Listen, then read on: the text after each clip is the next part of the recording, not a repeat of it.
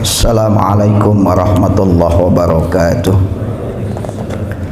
Al-Fatihah biniyatil qabul wa tamami kulli suli wa ma'amul wa biniyati salahi syana zahiran wa batinan wa biniyati anna Allah al-karim yaftahu alaina futuhal arifin wa yufaqihuna fid din wa yarzuquna kamal al-ikhlasi wal yaqin. Summa ila ruhi khususan muallifi hadzal kitab Al-Allama Hujjatul Islam Al-Imam Al-Ghazali. Summa ila arwahi masyayikhina wa masyayikhina wa muallimina fid din. Summa ila arwahi abaina wa ummahatina. Summa ila arwahi jami' amwatil muslimin. Summa ila hadratin Nabiil Mustafa sallallahu alaihi wasallam. Al-Fatihah. A'udzubillahi minasyaitonir rajim. Bismillahirrahmanirrahim. Iyyaka na'budu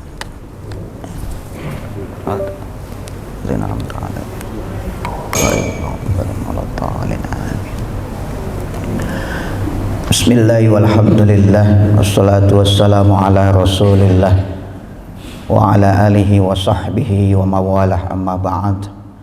Hadratal makaramin jamaah Masjid Jami' Al-Hikmah rahimakumullah. Pagi ini alhamdulillah kita bisa hadir di tempat yang mulia ini. Setelah kita melakukan sholat subuh berjamaah, kita lanjutkan kajian kita terhadap kitab Mukhtasar Ihya Ulumuddin yang ditulis oleh Hujjatul Islam Al-Imam Al-Ghazali. Terakhir kita sudah bahas tentang mabit di Mina. Setelah selesai mabit di Mina dan menyelesaikan rangkaian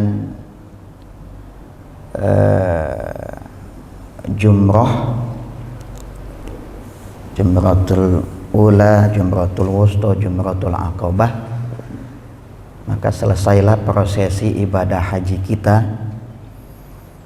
dan jamaah haji kembali lagi ke hotel atau penginapannya di. Namun sebelum jamaah haji kembali ke tanah air, masih ada satu rangkaian, yaitu melakukan tawaf wada. Ini mengulang ya. Jadi tawaf wada sesuai dengan namanya, wada adalah perpisahan, di mana setelah selesai segala prosesi haji dan waktu kepulangan haji juga sudah, maka jamaah haji dari penginapan hotel di Mekah mandi, kemudian menuju Masjid Al-Haram untuk melakukan perpisahan dengan Ka'bah Baitullah. Nah, berpisah dengan Ka'bah itu prosedurnya adalah melakukan tawaf wada. Sama seperti tawaf pada umumnya, tawaf wada dilakukan sebanyak 7 putaran. Namun 7 putaran ini tanpa romal. Romal itu kan berjalan cepat pada 3 putaran pertama, ya, kalau kita tawaf sunnahnya. Tapi ketika tawaf wada kita tidak perlu romal. Jadi 7 putaran itu jalan seperti biasa. Dan juga tanpa ittiba. Ittiba itu kan pakai baju ihram atas dan bawah, yang atas itu terlihat pundaknya, nggak perlu ittiba. Sebab kenapa? Sebab ketika tawaf wada kita tidak lagi pakai baju ihram, kita hanya pakai pakaian biasa. Nah, setelah selesai tawaf maka kita sholat sunnah 2 rakaat di belakang makam Ibrahim, lalu minum air zam-zam, lalu berdoa di multazam, memohon keridhaan dan ampunan Allah. Setelah tawaf wada selesai, kembali lagi ke hotel. Apakah tawaf wada perlu sa'i? Tidak. Jadi setelah tawaf wada kita nggak perlu sa'i, kembali ke hotel kita. Biasanya sudah tawaf wada, kita mau kembali malamnya kita tawaf wada. Jadi setelah tawaf wada kita tidak menginap lagi di Mekah, kecuali ada urusan-urusan yang berkaitan dengan kepulangan. Namanya saja tawaf wada ya, jadi tawaf untuk berpisah. Kemudian orang yang berangkat haji itu juga rasanya kurang afdol kalau tidak ziarah ke Madinah. Kalau gelombang pertama biasanya ke Madinah dulu, baru ke Mekah. Kalau gelombang kedua ke Mekah dulu, setelah selesai semua haji baru ke Madinah. Sekarang kita lanjutkan tentang al-jumlatul fi Madinati wa adabiha, tentang ziarah kota Madinah dan adab-adabnya. Silakan dibuka bukunya, kitabnya. Kita lanjutkan. Qala Syekhul Mu'allif rahimahullahu taala wa adama naf'a bihi wa nafa'ana Allahu bi barakati ulumihi wa bikum fid dharaini amin. Summa qala al-jumlatul 'ashirah fi ziyaratil madinati wa adabiha. Berikutnya adalah tentang ziarah ke kota Madinah dan adab-adabnya. Apa dalilnya kita diperintahkan, dianjurkan ziarah ke kota Madinah? Banyak ya. Di antaranya disebutkan Imam Al-Ghazali, wa qala sallallahu alaihi wasallam man zarani ba'da wafati fa ka'annama zarani fi hayati. Kata Rasul, siapa yang menziarahi aku setelah wafat aku, maka dia seperti orang yang menziarahi aku saat aku masih hidup. Kita kan nggak pernah ketemu Nabi nih, ya semuanya ya, nggak pernah ketemu Nabi. Jangankan ketemu Nabi langsung, bisa jadi kita mimpi juga belum pernah mimpi ketemu Nabi. Tapi kata Nabi, siapa yang menziarahiku berarti mengunjungiku, berarti menziarahi kubur Rasulullah Sallallahu Alaihi Wasallam. Setelah wafatnya aku, maka orang itu seperti telah mengunjungi aku ketika aku masih hidup. Hadis riwayat Imam Ad-Darqutni wa Tabrani wa Ibnu Qudamah. Ibnu Qudamah bukan Qudamah. Wa qala sallallahu alaihi wasallam man wajada sa'atan wa lam yafid ilayya faqad jafani. Kata Rasul, siapa yang memiliki keluasan, apakah keluasan waktu, apakah keluasan harta, namun ia tidak menziarahiku, maka ia dianggap sudah tidak menghargaiku. Kita punya waktu, punya harta cukup, nggak pernah pergi ziarah ke Madinah.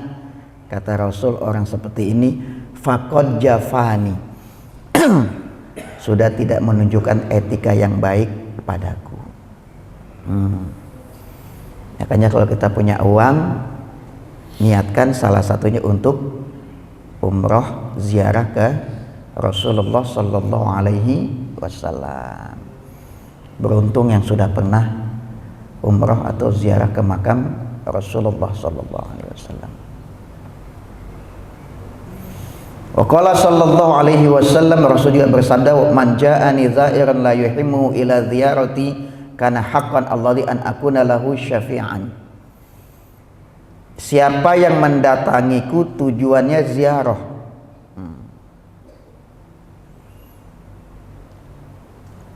maka wajib bagi Allah untuk mengizinkan aku memberi syafaatnya nanti pada hari kiamat. Jadi kalau datang ke Madinah itu niat untuk ziarah kepada Rasulullah. Ini hadisnya sahih. Jadi kalau kita ke Madinah niatnya itu untuk ziarah kepada Rasulullah Sallallahu Alaihi Wasallam. Nah, orang yang menziarahi Rasulullah, kata Rasul, wajib bagi Allah untuk memberikan izin kepadaku untuk memberikan syafaat bagi orang tersebut. Nanti pada hari kiamat nggak ada yang paling berharga selain kita mendapatkan syafaat Rasulullah Sallallahu Alaihi Wasallam. Itu diantara beberapa dalil hadis yang dikemukakan oleh Imam Al-Ghazali. Masih banyak hadis-hadis yang lain di dalam kitab Ihya. Nah, orang yang ke Rasulullah Sallallahu Alaihi Wasallam atau faman qasada ziyaratal Madinah, siapa yang niat menziarahi kota Madinah, maka tentu ada adab-adabnya. Kita mau berkunjung ke rumah orang lain saja ada adabnya. Di antara adab-adabnya itu kata Imam Al-Ghazali, wal yaktasil qabla dukhuli min bi'ri al-harah. Jadi sebelum masuk kota Madinah, kita mandi terlebih dahulu di sumur Al-Harah.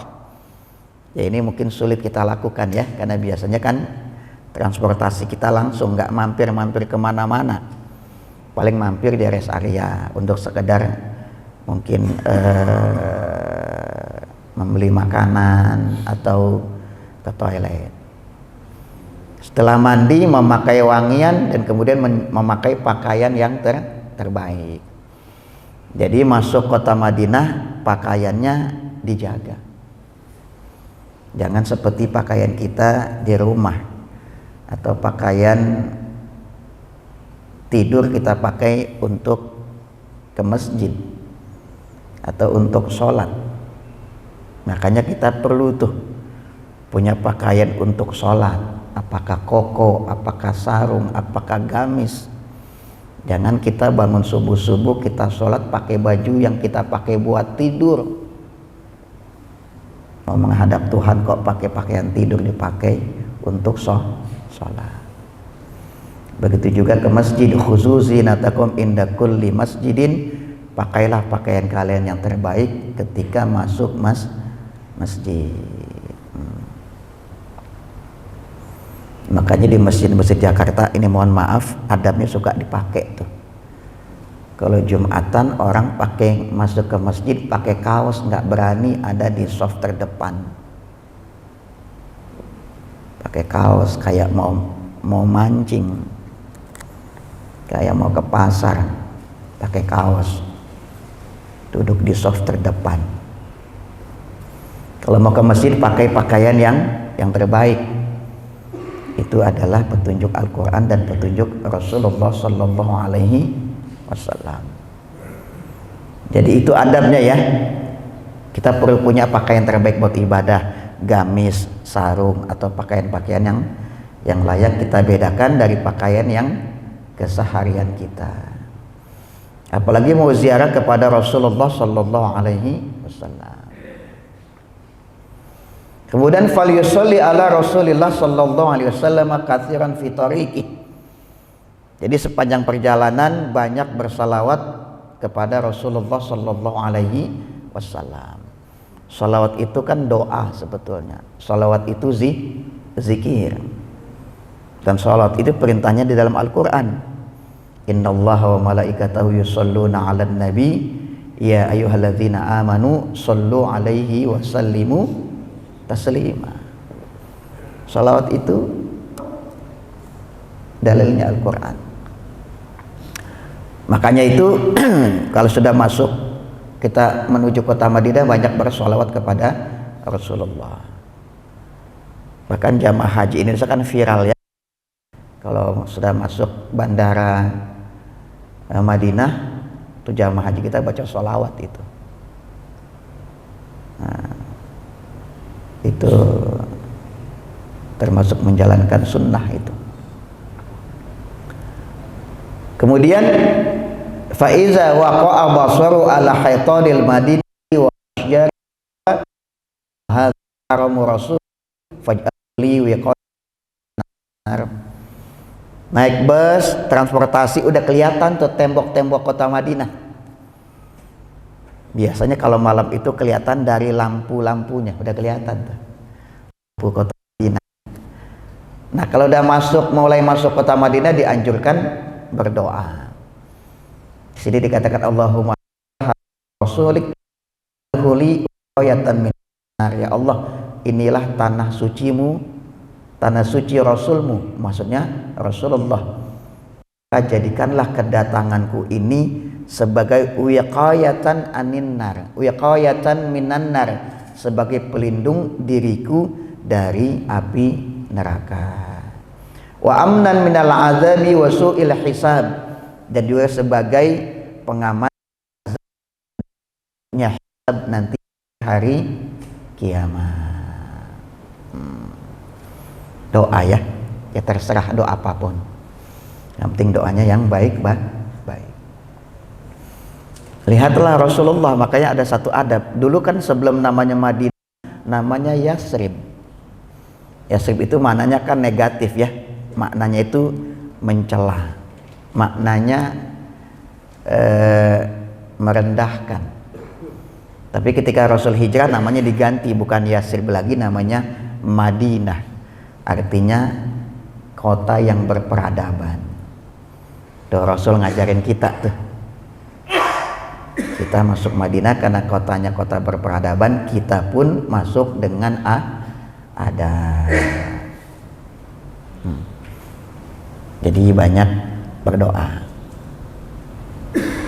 Makanya kalau ikut travel biasanya pembimbingnya ngasih tahu, Bapak Ibu jamaah, kita sudah dalam waktu mungkin radius berapa sekian kilo atau berapa ratus meter, kita sudah akan memasuki kota Madinah. Mari kita berdoa. Boleh mengingatkan itu ya. Fa iza dakhalaha falyadkhulha mutawadian. Lalu kemudian ketika sudah masuk kota Madinah, maka masuklah dengan bersikap tawadhu. Udah, karena kita ini masuk kota Nabi, udah. Jangan lagi kita nyombong-nyombong, jangan lagi kita merasa paling besar. Udah. Kita mau ketemu Nabi, orang yang paling banyak menyelamatkan kita nanti di akhirat. Sudah, kita tawadhu. Bahkan kabarnya ada cerita waktu presiden kita Soekarno masuk kota Nabawi atau masuk mendekati makam Nabi, beliau jalan merangkak. Kata beliau, saya mau ketemu orang yang paling hebat di dunia. Ya Allah, apalagi kita bukan siapa-siapa, mau ketemu Nabi. Madinah bersikap tawadhu. Sambil berdoa, waliyakul bismillahi wa ala millati rasulillah rabbi adkhilni mudkhala sidqin wa ahrijni mukhraja sidqin waj'alli min ladunka sultanan nasira. Ya Allah, dengan namamu, atas nama Allah, atas nama milah Rasulullah, maka ya Allah masukkanlah aku dengan masuk yang benar, keluarkanlah aku dengan keluar yang benar, dan jadikanlah aku bantu. Ini boleh doa nih. Doa kalau kita masuk satu komunitas, doa masuk satu ekosistem, masuk satu wilayah, masuk satu lingkungan yang di situ banyak intrik, di situ banyak provokasi, situ banyak fitnah, situ banyak godaan, maka doa Rabbi adkhilni mudkhala sidqin wa akhrijni mukhraja sidqin waj'alni min ladunka sultanan nasira. Biasanya kita masuk ke penginapan kita, ke hotel kita, kemudian baru ketika kita masuk Masjid Nabawi, maka kita masuk ke dalamnya, kemudian kita sholat 2 rakaat. Mulai dari itu ya, Nabawi masuk seperti masuk kita sholat sunat 2 rakaat, kalau bisa di samping mimbar. Tapi sekarang kan sudah rada susah ya, apalagi karena sudah pakai aplikasi. Sholat di samping mimbarnya Rasulullah. Nah kalau memang nggak bisa, sholat dimanapun di dalam Masjid Nabawi. Sebab kalau semua orang menuju ke mimbar Nabi, bisa kita bayangkan kan cuma nggak sebesar, lebih besar masjid ini kan. Yang namanya Raudhah itu kan cuma tidak beberapa besar, di mana tiang mimbar berada di posisi pundak kanan dan menghadap tiang penyangga yang berada di sisinya. Lalu kemudian kita berjalan menuju tembok makam Nabi, lalu berdiri menghadap wajah beliau. Ini kan versi adab menurut para ulama ya, tapi bisa jadi adab ini nggak bisa kita lakukan secara ideal karena memang kondisinya berbeda dengan kondisi pada masa lalu, pada masa Imam Al-Ghazali yang 1000 tahun yang lalu.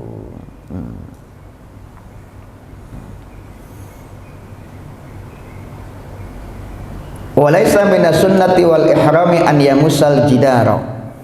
Jadi kalau sudah sampai ke makam Nabi, udah ngelihat tembok makam Nabi, tidak perlu kita usap-usap dindingnya, dinding makam beliau, dan juga mencium makam beliau.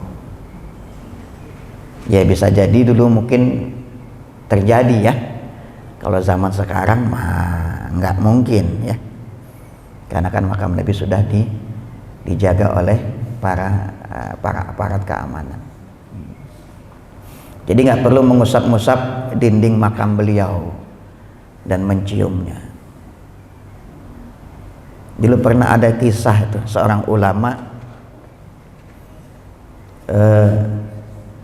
ngasih Al-Quran kepada Raja Saudi, lalu Al-Quran itu dicium. Lalu ulama bilang itu, kenapa Tuhan mencium Al-Quran? Kata Raja Saudi, saya mencium Al-Quran karena menghormati Al-Quran. Lalu kata ulama itu, kami juga begitu, kalau kami menciumi makam Nabi karena kami mencintai orang yang berada. Kalau kami mencium tembok makam Nabi karena kami mencium orang yang berada di tembok makam tersebut. Jadi memang bisa jadi ada tuh ya orang yang mencium dan mengusap dinding makam beliau. Tapi kata Imam Al-Ghazali, kita nggak perlu mengusap-ngusap dinding makam beliau, apalagi menciumnya.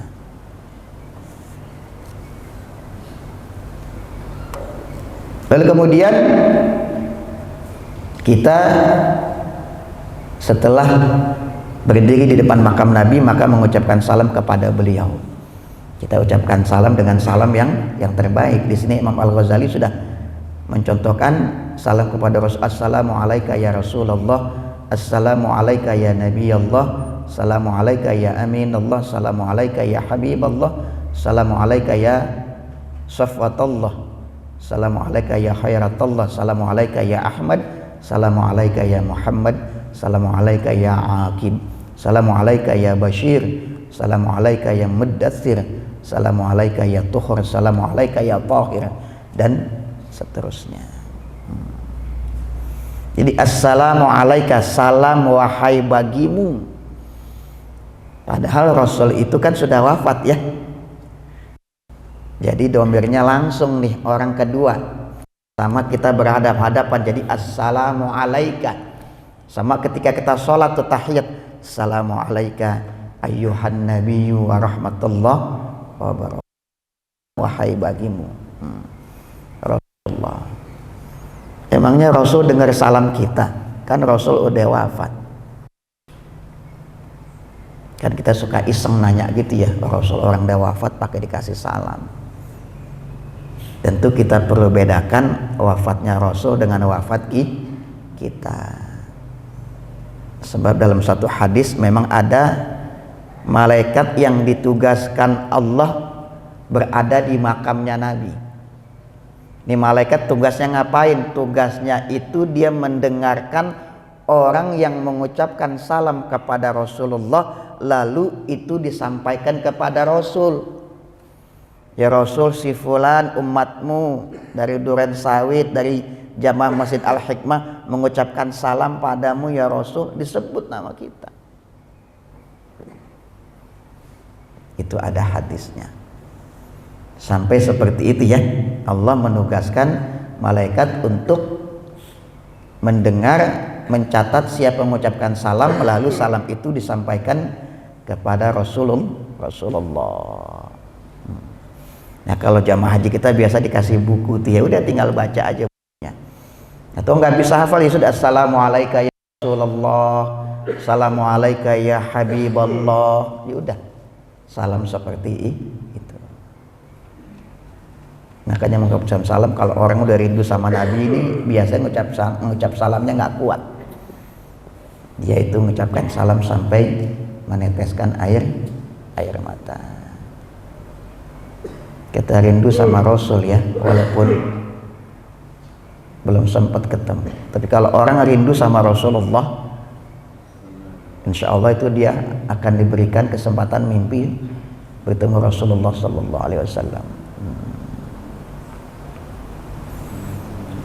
Lalu bahkan sampai ada orang yang mesen, nanti kalau sampai makam Nabi buat Rasul ya, apakah boleh kita nitip salam? Boleh. Wa in kana qad awsa bi tablighi salamin fayaqul assalamu alayka ya Rasulullah min fulan. Jadi kalau ada yang nitip salam kepada kita, tolong nanti sampaikan salam saya kepada Rasulullah, sampaikan salam itu. Dia bilang, ya Rasul, ada yang nitip salam untukmu ya Rasul dari si fulan, dari tetangga saya, dari sahabat saya, dari keluarga saya. Kira-kira salamnya sampai enggak? Sampai. Wong kita saja suka nitip salam ya buat si ini. Ah itu. Jadi nitip salam kepada Rasulullah juga boleh. Makanya kalau ada orang berangkat umrah, berangkat haji, ya udah permohonan kita titip salam ya buat Rasulullah. Kita sampaikan. Bahkan ada orang itu saking belum pernah haji, belum pernah umroh, ada pengalaman menarik. Dia nitip sesuatu kepada saya. Dia mau sedekah. Dia nitip kacang hijau. Ustadz, saya nitip kacang hijau. Buat apa? Tolong kasih makan buat burung merpati yang ada di halaman Masjid Nabawi atau di Baqi. Ya Allah, ini orang awam, orang polos ya. Saya ambil, saya bawa itu satu kantong kacang hijau. Di sana saya bilang, ini sedekah dari si fulan. Kasih makan buat burung-burung juga yang ada di sekitar Masjid Nabawi. Alhamdulillah orang itu bisa berangkat umrah ziarah ke makam Rasulullah Sallallahu Alaihi Wasallam. Jadi kalau yang nitip salam kepada Rasul, sampaikan salam itu. Setelah kita berziarah ke makam Rasulullah, setelah berziarah ke Rasulullah, sampai di depannya kita ucapkan salam. Lalu kemudian kita mundur sedikit ke belakang. Ini kalau sekarang nggak mungkin ya. Kalau sekarang itu orang ziarah itu sudah diarahkan ke depan, ke sini, ke sini, ke sini, ujungnya keluar. Kalau zaman Imam Al-Ghazali dan dulu mungkin itu setelah mengucapkan salam kepada Rasul mundur ke belakang. Kenapa? Karena waktunya mengucapkan salam kepada Abu Bakar. Kenapa mundur? Karena Abu Bakar itu makamnya sejajar dengan pundak Nabi. Kan makam Nabi itu ada 3, Rasul, belakangnya Abu Bakar, belakangnya Umar. Jadi ada 3 manusia yang dimakamkan di dalam Masjid Nabawi. Sekarang berada di dalam Masjid Nabawi.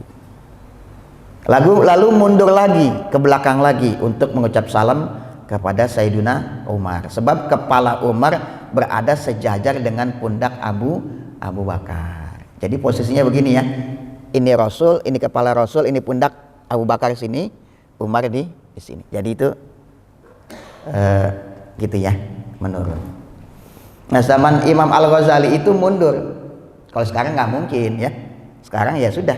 Assalamualaikum ya Rasulullah, seterusnya maju ke depan lagi. Assalamualaikum ya Abu Bakrin, terus gitu ya. Salam kepada Abu Bakar, langsung keluar pintu keluar dari Masjid Nabawi. Zaman dulu mungkin begini. Lalu setelah salam kepada Umar, balik lagi ke depan, menghadap kepala Nabi, kemudian menghadap kiblat sambil berdoa. Kalau sekarang nggak mungkin ya, ke depan mundur ke depan lagi. Biasanya sudah diminta jalan. Lalu setelah itu adalah kata Imam Al-Ghazali, kita mulai masuk ke dalam raudhah. Nah ini juga nggak mungkin juga. Mungkin dulu itu langsung muter ke makam bisa kali ya. Kalau sekarang kan kalau sudah ziarah ke makam Nabi, ziarah kepada Rasulullah, kepada Abu Bakar dan Umar, sudah langsung keluar Masjid Nabawi. Maka sekarang biasanya orang ke raudhah dulu, setelah dari raudhah baru ke ziarah kepada Rasulullah. Sholat di dalam raudhah, banyak doa.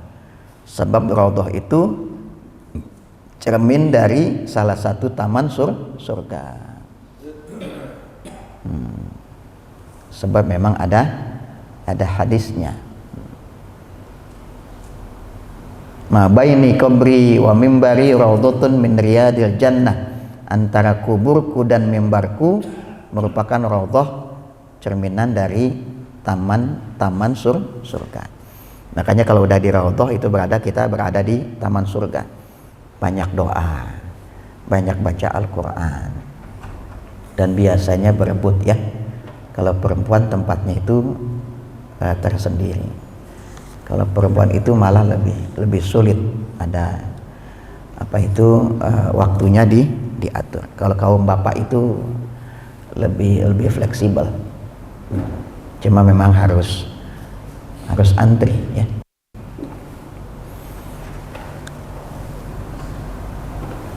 Wa yad'u 'indal mimbari yustahabu an yarfa yadahu yadha'a ala ramanati sufla. Lalu kalau sudah sampai di mimbar Nabi dianjurkan berdoa, mengangkat tangan sambil meletakkan di bagian perut bagian bawah. Mimbar Nabi itu kan bukan, ini kan mimbar podium. Mimbar Nabi itu yang naik ke atas ya, ada undakannya.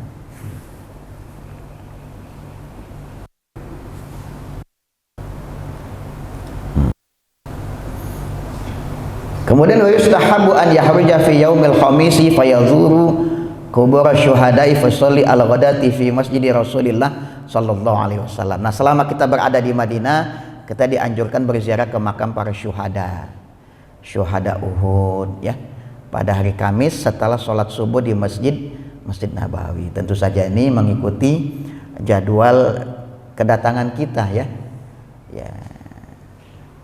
Sunnahnya hari Kamis.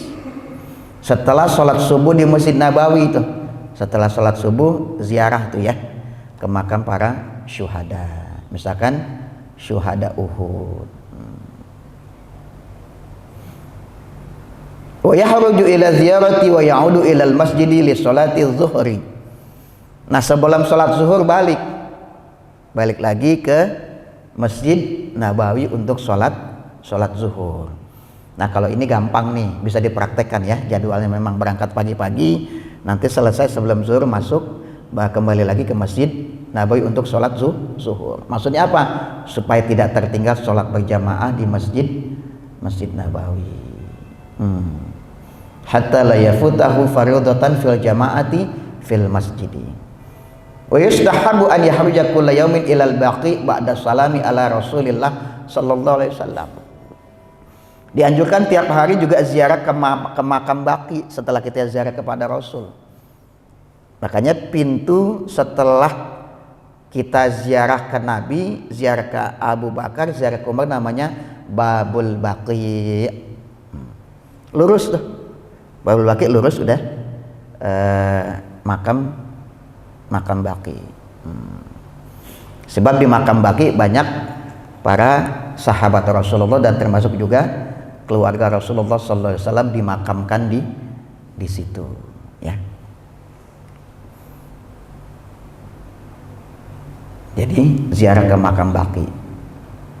Imam Malik dimakamkan di situ, Utsman bin Affan dimakamkan di situ. Tapi memang tidak setiap orang paham.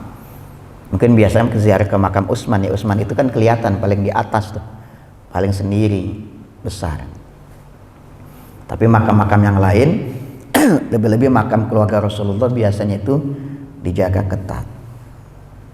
Saya pernah dikejar-kejar askar itu di Baqi, karena sebab banyak orang yang ngikutin ziarah. Saya ziarah ke makam si Anu, karena saya bawa buku, ada kitab namanya Baqiul Gharqad. Kitab itu persis menggambarkan makam-makam yang ada di situ.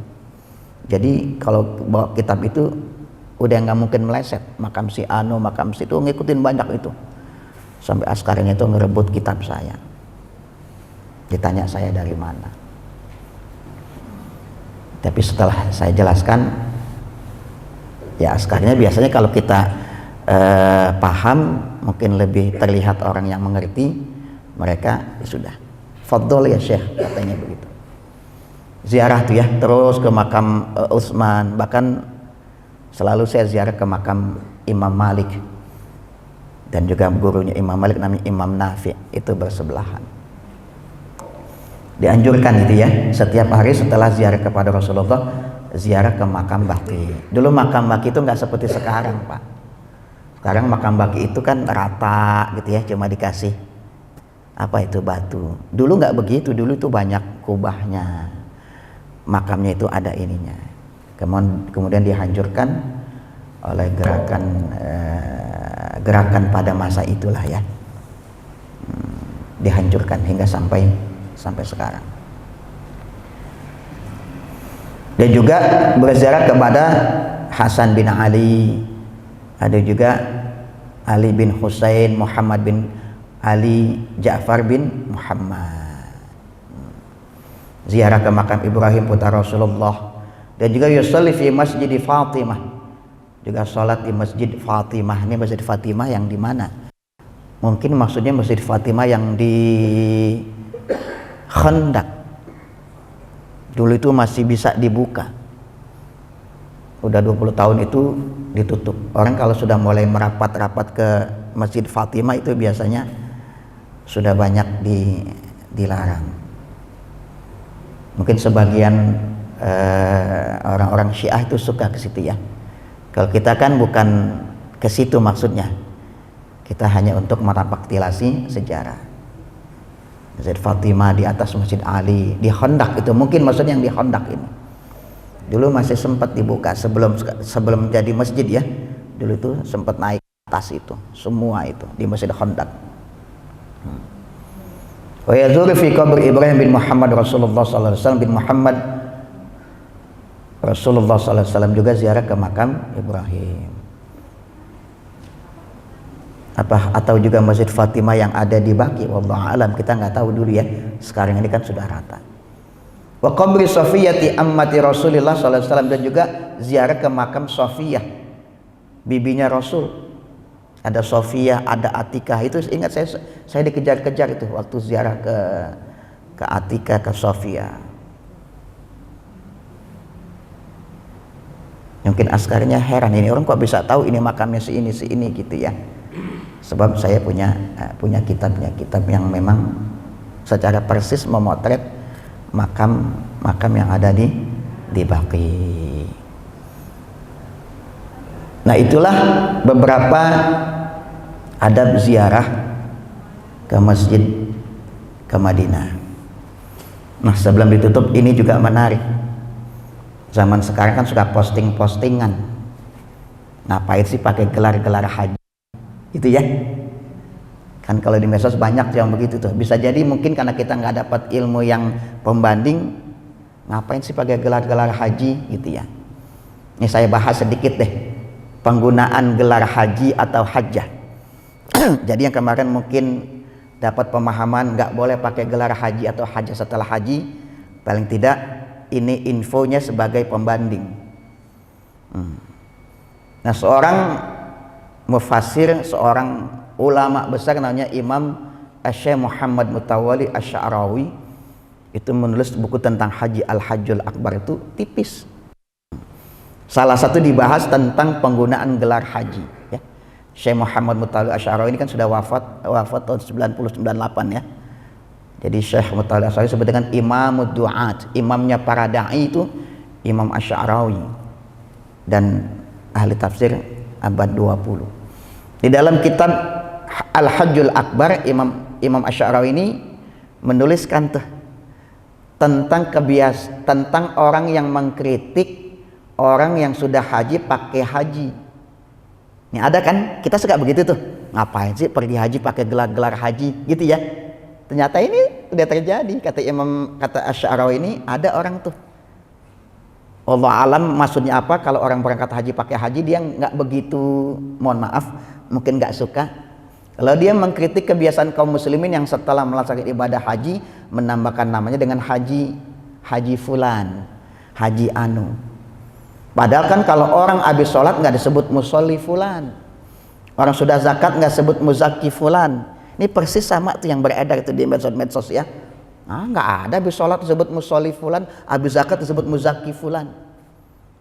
Jadi nggak perlu berangkat haji, orang tuh berangkat haji dikasih gelar haji, apalagi gelar haji itu di Indonesia kan karena produk Belanda untuk menandai orang sudah berangkat haji. Lalu apa kata jawab Syekh Asy'arawi terhadap orang yang iseng mengkritik orang yang kalau berangkat haji ditambahin gelar nama haji? Kata beliau, ini sengaja ya, saya scan kitabnya, jadi supaya pembanding. Kalau yang berada di medsos itu kan nggak pakai sumber, ini saya pakai sumber, syukur-syukur ada yang bisa baca ya. Kata Syekh Asy'arawi, lah kalau ada orang berangkat haji dinambahin gelarnya haji fulan, jangan kita bilang oh mau berangkat haji pakai haji, nggak usah, jangan. Orang riya urusan dia, kita dengki jangan. Kadang-kala kita suka dengki sama orang dia kalau riya ya udah urusan dia, ada riya, tapi kita jangan dengki. Jadi kalau ada orang berangkat haji dia nambahin namanya haji fulan, kata Imam Asy'arawi ini, itu bukan bentuk kesombongan. Tentu saja ini kembali kepada niatnya. Inna hadza i'lamu bi tamami ni'matillahi 'alal insani wa tamami ni'matillahi fi ata'ir rububiyyati yunasibuhu bi tamami ni'matillahi fi taklifil uluhiyyah.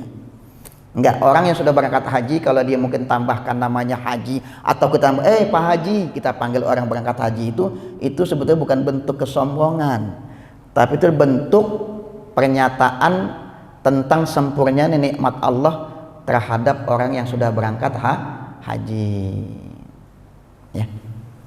Sebab Anda tidak mungkin berhaji kecuali Anda sudah berkecukupan dan berlimpah harta. Sebab Anda tidak mungkin haji kecuali ada keamanan di dalam perjalanan. Semua itu adalah penyempurna alat untuk mencapai kehidupan yang bahagia. Ya Allah, kata Imam Asy'arawi ini ya. Oleh karena itu saat engkau menyebut seseorang dengan ucapan haji fulan, Pak Haji, Bu Haji, maka dapat diketahui bahwa Allah telah memberikan nikmat kepada orang tersebut dengan nikmat beriman kepada Rasulullah, nikmat menegakkan sholat, nikmat mengeluarkan zakat. Dengan demikian saat seseorang mampu berzakat, saat orang mampu berhaji, tentu saja ia mampu berzakat. Saat orang mampu berhaji, tentu mampu melaksanakan puasa. Maka izan ungkapan haji fulan menunjukkan bahwa seseorang mungkin telah menunaikan semua rukun mukmin, bahwa seorang mukmin, orang beriman telah menunaikan semua rukun Islam. Karena Allah telah memberinya karunia rububiyah, membuatnya layak untuk melaksanakannya. Nih, sebelum ramai di medsos, Imam Asy'arawi udah bilang soal penggunaan gelar haji. Semua kembali kepada niat. Ya, jadi kalau ada orang berangkat haji nggak apa-apa kita panggil Pak Haji, Bu Haji. Apa susahnya ya?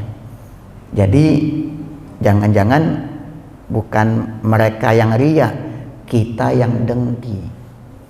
Nah itu jangan. Jadi penggunaan gelar haji yaitu kembali kepada niat masing-masing. Kalau niatnya pengen berbangga-bangga, tentu saja tidak boleh.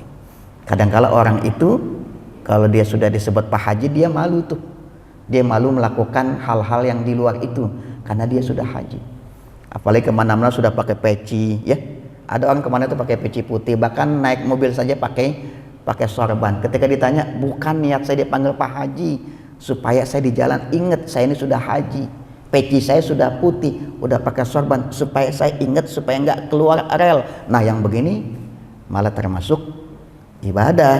Kenapa? Karena dengan ibadah hajinya itu mampu mencegah dia dari perbuatan yang tidak baik. Nah, pandangan Imam Asy'ari ini perlu saya ketengahkan paling tidak sebagai pembanding dari info-info yang sering kita dapatkan tentang larangan menggunakan gelar haji dan hajjah. Terserah mau pakai yang mana, mau pakai yang melarang atau yang membolehkan, tentu saja semua ada pandangannya. Namanya ilmu itu kudu jelas. Kalau nggak jelas kita salah comot, kita salah raba. Kalau salah comot, raba, kita salah memberikan hukum terhadap sesuatu. Berikutnya nanti kita sudah masuk pembahasan berikutnya, itu tentang adab membaca Al-Quran. Sudah bahas tauhid, akidah, salat, haji, puasa, sudah ya. Nanti Imam Al-Ghazali dan Ihya ini bahas itu yang lain. Berikutnya adalah tentang adab membaca Al-Quran dan hal-hal yang berkaitan dengannya. Cukup ya? Ada pertanyaan? Cukup Pak Daus. Gelar haji semacam kayak kearifan lokal, karena tidak semua negara ini juga pakai itu. Mungkin kalau di Arab kan orang karena saya aja nggak ada. Bahkan dalam sebuah tulisan ada mungkin kritik juga itu bilang Nabi Muhammad dari Haji Muhammad kan. Jadi memang di Saudi saking orang Indonesia sering pakai haji, pedagang memang tidak haji kan. Jadi ini karifan lokal di beberapa negara, Indonesia, Malaysia pakai gelar itu. Beberapa negara jadi kembali. Memang ada sih orang di kampung udah bilang haji nggak, bang haji nggak nengok dia kan. Itu memang salah itu saya kan. Jadi biarkan saja orang yang pakai haji nggak haji itu terserah pribadi. Iya, ini benar ya. Jadi gelar haji itu memang local wisdom, kearifan lokal ya. Bukan cuma ini kan di Mesir juga, di Mesir ini kan Asy'ari dari Mesir kan. Di Mesir juga ternyata orang yang haji dipanggil haji juga. Jadi memang kearifan lokal. Kan alasan orang Nabi aja nggak pakai haji. Ya Nabi tentu saja nggak perlu haji, orang sudah Nabi. Pangkat Nabi tentu saja lebih tinggi dari haji ya. Yang lain juga. Nah, buat orang-orang biasa mungkin gelar itu mungkin bisa nambah dia mungkin giat ibadah, jadi boleh. Jadi betul, kembalikan kepada local wisdom, kepada kearifan lokal.